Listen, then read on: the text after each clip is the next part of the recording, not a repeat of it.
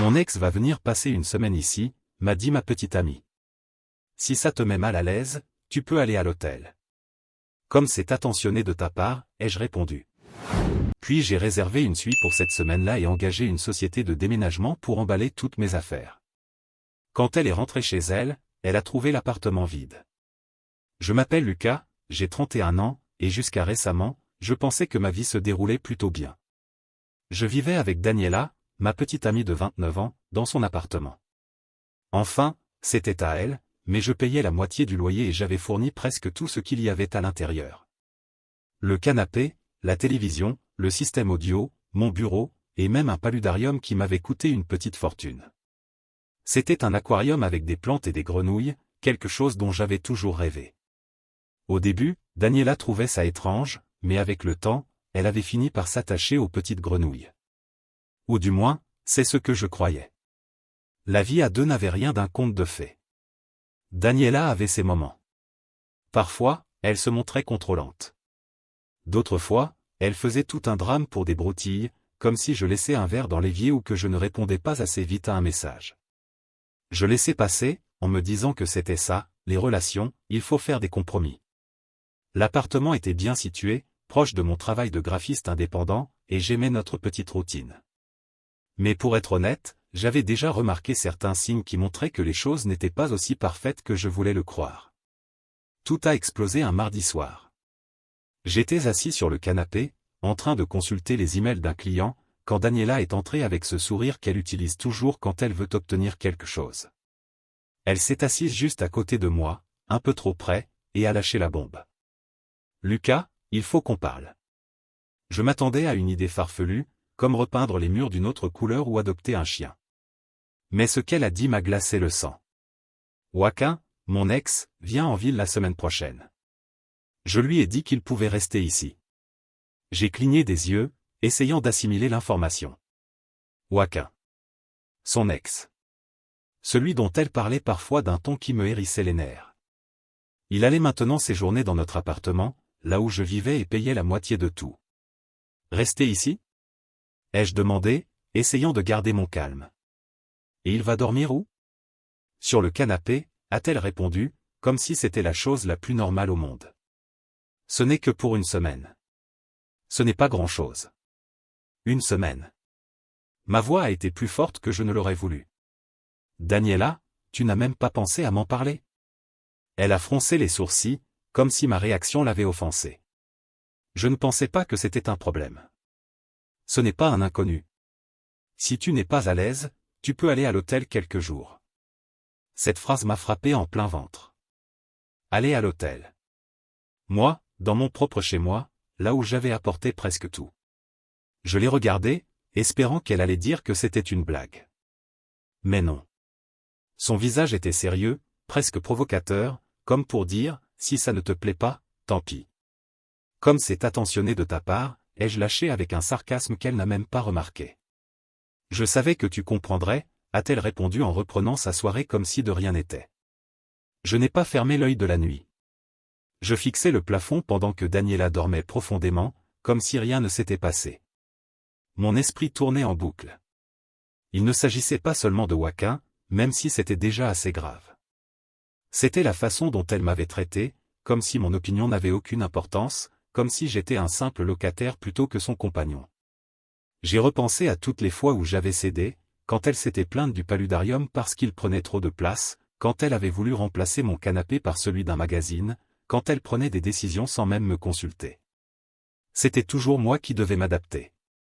Le lendemain matin, en buvant mon café, j'ai décidé que je ne voulais plus vivre ainsi. Il ne s'agissait plus seulement de cette histoire, mais de moi, de ma dignité. Si Daniela voulait me traiter comme un invité, elle allait avoir une surprise. Ce jour-là, pendant qu'elle était à son travail dans une clinique dentaire, j'ai commencé à agir. Je ne voulais pas faire de scène ni discuter. Si elle voulait que je parte, je partirais. Mais à ma façon. J'ai cherché des hôtels et trouvé un boutique-hôtel à quelques rues de là, avec des suites dignes d'un film, jacuzzi, vue sur la ville, bar sur le toit. J'en ai réservé une pour 10 jours, pas seulement une semaine, au cas où. Le prix piquait un peu, mais j'avais des économies et mes derniers projets m'avaient laissé dans une bonne situation financière. Je pouvais me le permettre. Puis est venue la meilleure partie, le déménagement. J'ai contacté une entreprise haut de gamme qui traitait les objets comme s'ils étaient en cristal. Je leur ai expliqué que je devais récupérer presque toutes mes affaires rapidement et discrètement. Carla, la femme au téléphone, a été d'un professionnalisme irréprochable. Elle m'a dit qu'il pouvait venir dans 2 jours, pendant que Daniela serait au travail, et stocker le tout dans un entrepôt climatisé jusqu'à ce que je décide quoi en faire. Parfait. J'ai dressé une liste mentale de tout ce qui m'appartenait, le canapé, la télévision, le système audio, mon bureau, ma chaise, le paludarium, mes livres, mes vêtements, même les tableaux que j'avais achetés en voyage. Daniela n'allait rien garder. Si elle voulait un appartement vide pour son ex, elle allait en avoir un. Le jour du déménagement s'est déroulé sans accroc. Daniela est partie à 8 heures comme d'habitude. À 9 heures, les déménageurs étaient déjà à la porte. Ils étaient 4, tous équipés de gants, comme s'ils transportaient des trésors. J'ai indiqué ce qui m'appartenait, tout ce que j'avais marqué avec des post-it la veille au soir. Le paludarium était l'objet le plus délicat. Ils l'ont emballé avec un soin qui m'a presque fait rire. Je leur ai donné pour consigne de l'emmener directement dans l'entrepôt climatisé, car je ne voulais pas risquer d'abîmer les grenouilles ou les plantes. Les regarder travailler était une sensation étrange. D'un côté, j'étais plein d'adrénaline. De l'autre, j'avais un nœud dans l'estomac. Je laissais derrière moi 2 années de ma vie. Mais en même temps, je ressentais quelque chose de nouveau, le contrôle. Pour la première fois depuis longtemps, je faisais quelque chose pour moi, sans penser à ce que Daniela voulait. Quand ils ont eu terminé, l'appartement ressemblait à un désert. Dans le salon, il ne restait qu'une petite table basse que Daniela avait apportée de son ancien logement. La cuisine s'était réduite à l'essentiel, les assiettes et les verres qui étaient là avant que je n'emménage. Dans la chambre, seul le cadre de lit était resté, car le bon matelas était à moi. En touche finale, j'ai laissé un matelas gonflable dans le salon, accompagné d'un petit mot pour Joaquin, amuse-toi bien. Je n'avais pas pu résister. Je suis parti pour l'hôtel avec une petite valise. La suite était encore plus belle que ce que j'avais imaginé. Le jacuzzi bouillonnait, la vue était incroyable. Je me suis jeté sur le lit king size, j'ai ouvert une bière du minibar et j'ai trinqué, à moi-même. Je me sentais libre, même si je savais que tout cela ne se terminerait pas sans complications. Je n'ai pas eu de nouvelles de Daniela avant le soir. J'étais au bar de l'hôtel en train de boire un verre quand mon téléphone s'est mis à vibrer sans arrêt. Des messages d'elle. D'abord confus, où est tout? Puis furieux, que as-tu fait de mes affaires? Et enfin complètement hystérique, c'est du vol, Lucas. Ramène tout ou je vais porter plainte. Je n'ai pas répondu. J'ai éteint mon téléphone et commandé un autre verre. Je savais que Daniela n'allait pas en rester là et que sa mère, Monica, allait sûrement s'en mêler.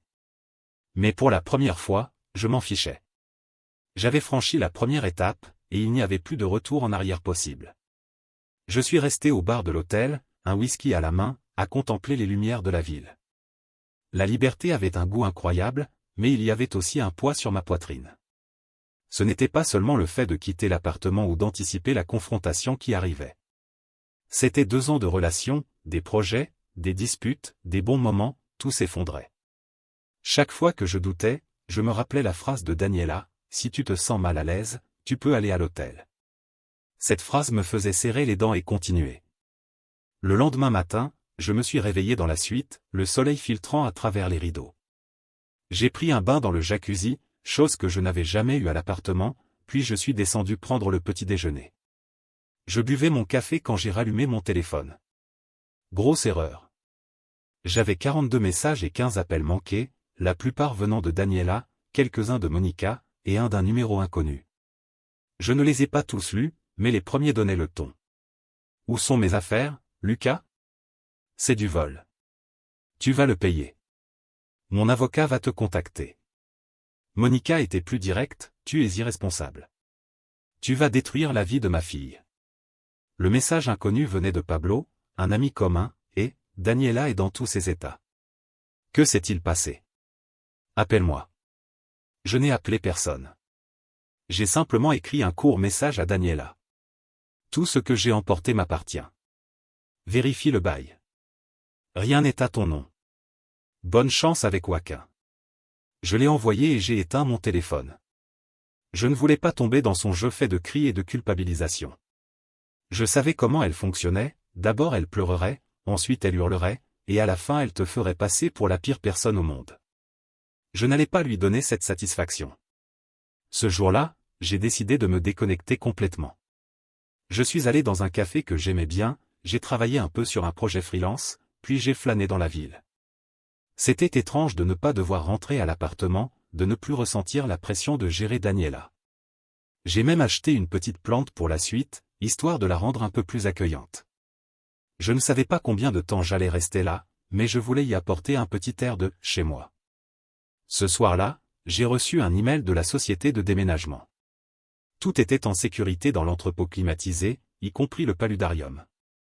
Il m'assurait que les grenouilles allaient bien grâce à un système temporaire d'humidité. J'ai poussé un soupir de soulagement. Ce paludarium représentait bien plus qu'un simple caprice coûteux. C'était quelque chose que j'avais construit avec soin, une part de moi. Le drame est revenu le 3e jour. J'étais à la salle de sport de l'hôtel quand la réception m'a appelé. Une femme demandait à me voir dans le hall. Je suis descendu, encore en sueur, et elle était là, Daniela, les bras croisés, l'air furieux. Monica était avec elle, arborant cette expression « je vais te détruire » qui m'avait toujours mis mal à l'aise. « Lucas, il faut qu'on parle », dit Daniela sans même me saluer. « Il n'y a rien à dire », ai-je répondu calmement. « J'ai pris ce qui m'appartient. Point final. »« Tu as laissé l'appartement vide » cria-t-elle, attirant l'attention de plusieurs personnes dans le hall. Je n'ai plus où m'asseoir, plus de télé, plus rien. Et ce matelas gonflable. C'est une blague ? C'est pour Joaquin, ai-je dit en haussant les épaules. Tu avais dit qu'il dormirait sur le canapé.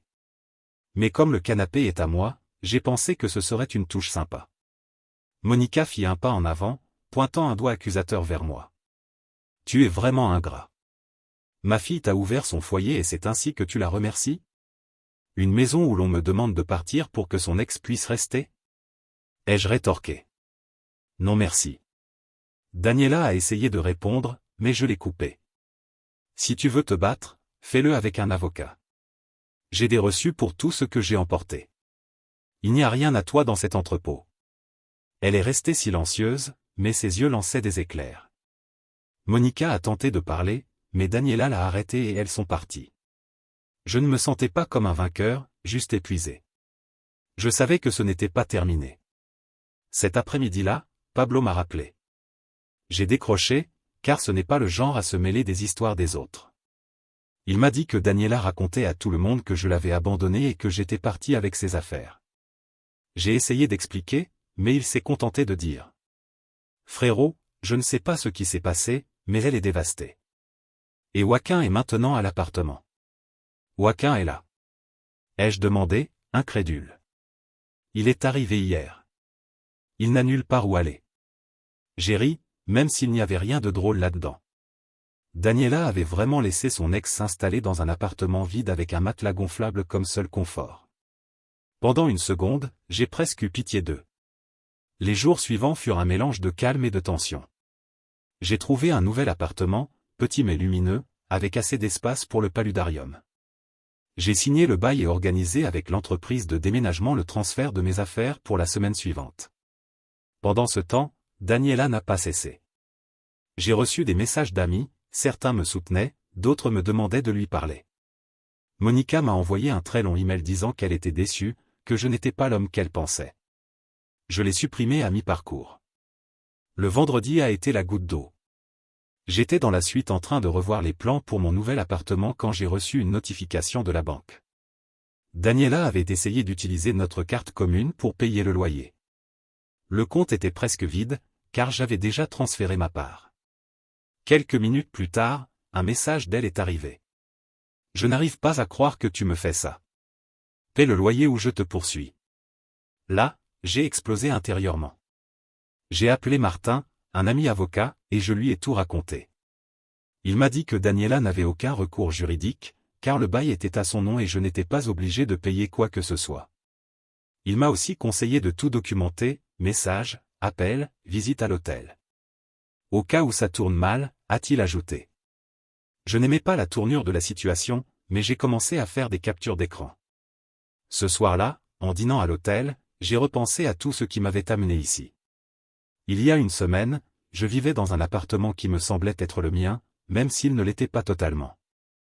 Aujourd'hui, j'étais dans une suite, en train de planifier une nouvelle vie, tandis que Daniela et Monica essayaient de me faire passer pour le méchant.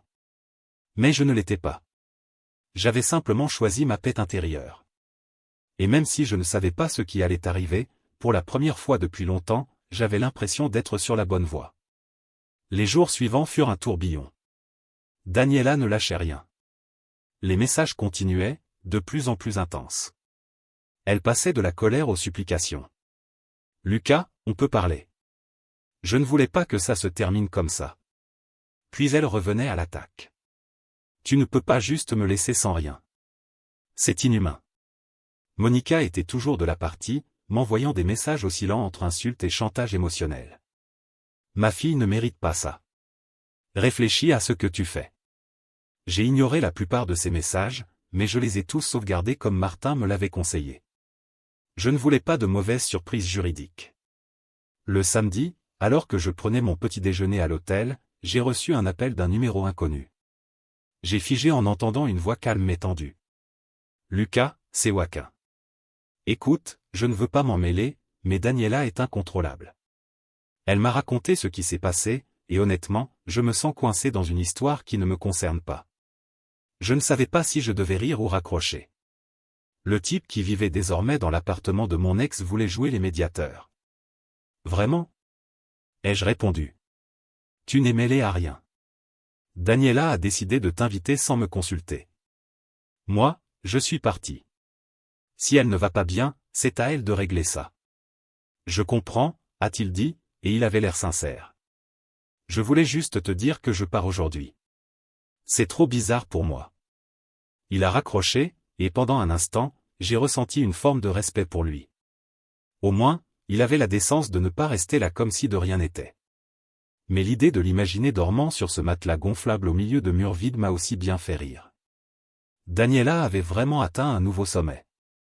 Le lundi, c'était le jour du déménagement vers mon nouvel appartement. L'entreprise est arrivée à l'heure, et voir mes affaires sortir de l'entrepôt a eu l'effet d'un point final.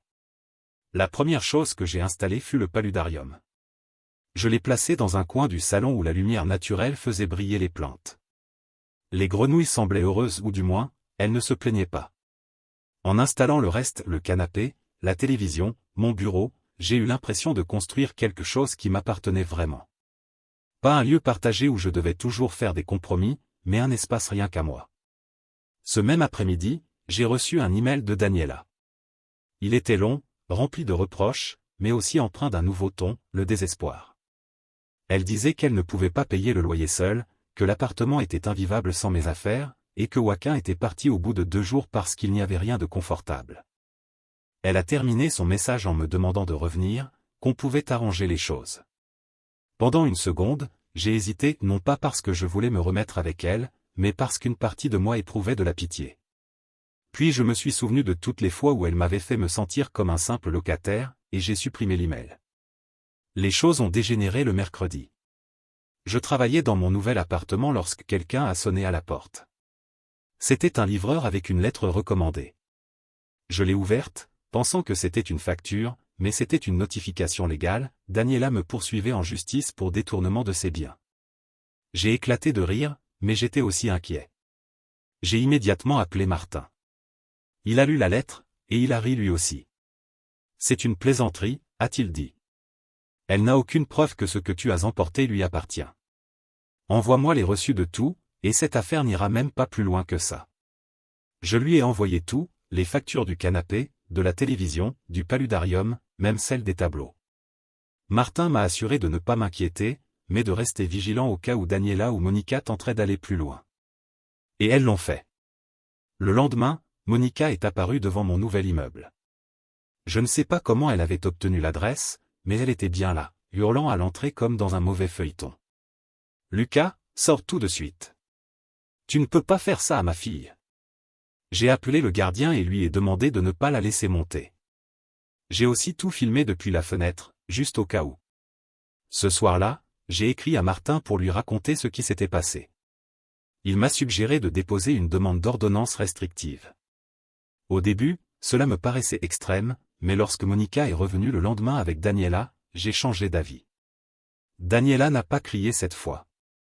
Elle s'est juste tenue là, fixant l'immeuble avec une expression que je n'arrivais pas à lire, tristesse, colère, qui sait?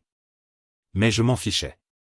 Cet après-midi-là, je suis allé au commissariat et j'ai déposé la demande. L'ordonnance a été validée 2 jours plus tard, les couvrant toutes les deux. Grâce à cela, le harcèlement direct a cessé, mais Daniela a continué à essayer de me contacter autrement. Elle a envoyé des amis communs me parler, m'appeler, voire même un de ses cousins que je ne connaissais pas. Tous avec le même message. Daniela ne va pas bien. Parle-lui. Mais j'avais déjà pris ma décision. Il ne s'agissait plus de Joaquin ou de l'appartement. Il s'agissait de ce que j'avais ressenti pendant les derniers mois, invisible, dévalorisé. Je n'allais pas revenir à ça. Une semaine plus tard, j'étais assis sur mon nouveau canapé, une bière à la main, avec le doux bruit du paludarium en fond sonore. L'appartement prenait forme, mes livres sur les étagères, quelques nouvelles plantes, un tapis que j'avais acheté juste parce que j'en avais envie. Je me sentais en paix. Pas une paix parfaite, mais une paix authentique. J'ai parlé avec Pablo, qui m'a dit que Daniela avait trouvé une colocataire pour payer le loyer, mais qu'elle continuait de se plaindre de moi à qui voulait bien l'entendre. Apparemment, Joaquin avait disparu de la circulation après son bref séjour sur le matelas gonflable. Quelques jours plus tard, Martin m'a rappelé, la plainte de Daniela avait été rejetée. Elle n'avait aucune preuve, et les reçus que j'avais fournis étaient irréfutables. Il m'a dit qu'elle n'essaierait probablement plus rien sur le plan légal, mais de rester sur mes gardes. Il m'a aussi conseillé de changer de numéro de téléphone, ce que j'ai fait. C'était comme couper le dernier fil qui me reliait encore à elle. Les semaines ont passé, et la vie a peu à peu repris son cours normal. J'ai retrouvé ma routine de travail. Je suis sorti avec des amis, et j'ai même commencé à fréquenter quelqu'un de nouveau. Je prenais les choses lentement, je ne voulais pas refaire les mêmes erreurs. Le paludarium est devenu ma fierté. J'y ai ajouté des lumières LED qui donnaient l'impression que les grenouilles brillaient. Chaque fois que je le regardais, je me souvenais pourquoi j'avais fait tout cela, parce que je méritais un endroit où je pouvais être moi-même, sans devoir constamment céder. La dernière fois que j'ai entendu parler de Daniela, c'était un mois plus tard, par Pablo. Il m'a dit qu'elle avait essayé de me contacter sur les réseaux sociaux, mais comme je l'avais bloquée, elle ne le pouvait pas. Il m'a aussi raconté qu'elle avait vendu le matelas gonflable sur une application de seconde main. J'ai ri, imaginant l'annonce, espérons que vous en avez bien profité tant que ça a duré. Aujourd'hui, alors que j'écris ces lignes, je suis assis sur mon balcon à contempler la ville. Je ne sais pas ce que l'avenir me réserve, mais pour la première fois depuis longtemps, je n'ai plus besoin de plaire à qui que ce soit, si ce n'est à moi-même. Daniela et Monica peuvent continuer à penser que je suis le méchant de l'histoire, mais ça m'est égal. J'ai mon appartement, mes grenouilles, mon travail et une paix intérieure que je n'échangerai pour rien au monde. Parfois, les décisions les plus difficiles sont celles qui te ramènent à toi-même. Et moi, je suis enfin de retour. Commentaire Monsieur Reddit. Être invité à quitter son propre appartement pour que l'ex puisse dormir sur un matelas gonflable, quelle idée brillante. Certains appellent ça de la compréhension, moi j'appelle ça une leçon, ne jamais rester là où ta présence est considérée comme optionnelle.